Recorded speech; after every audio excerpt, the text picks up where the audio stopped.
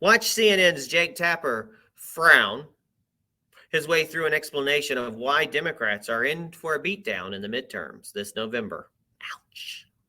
American voters head to the polls for the critical midterm elections. It is looking less and less likely that Democrats will be able to keep control of the House of Representatives, where Democrats currently only hold a 12-seat majority.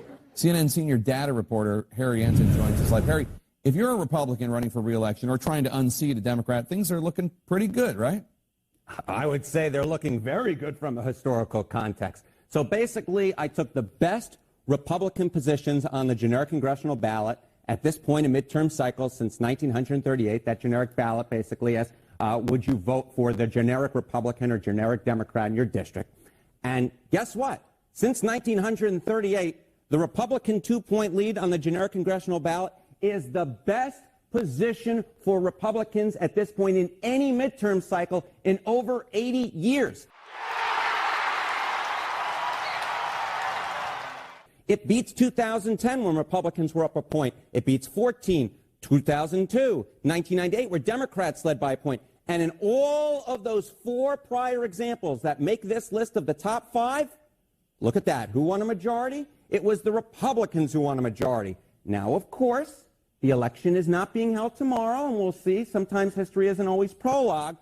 But my estimate for the 2023 House makeup, if the election were held today, which again it isn't, we still have 5 months from tomorrow, would be Republicans 236 seats to 241 seats, Democrats 194 to 199. That's based off of a formula of seat-to-seat race ratings from both the Cook Political Report and Inside Elections.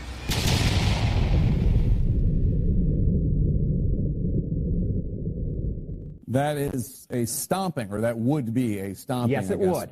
We'll see if it happens. A lot of the Democrats' problems, it seems, can be linked back to the president, right, who is severely underwater.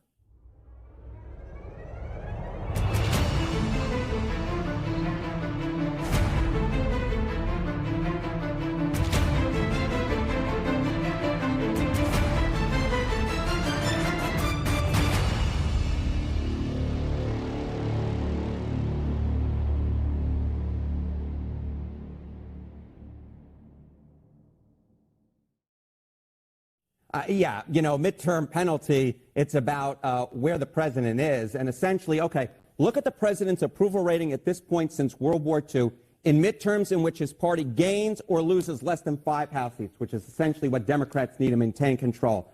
In 1962, the president's approval rating, JFK's, was 71%.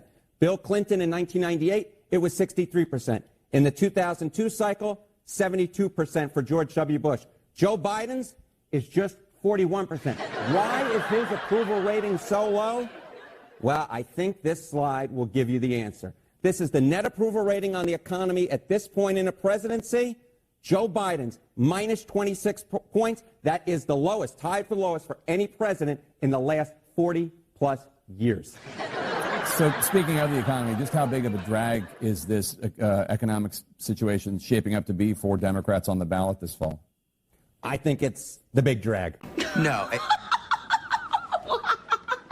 Why is it the big drag? Because most important issue in your vote for Congress, what tops the list?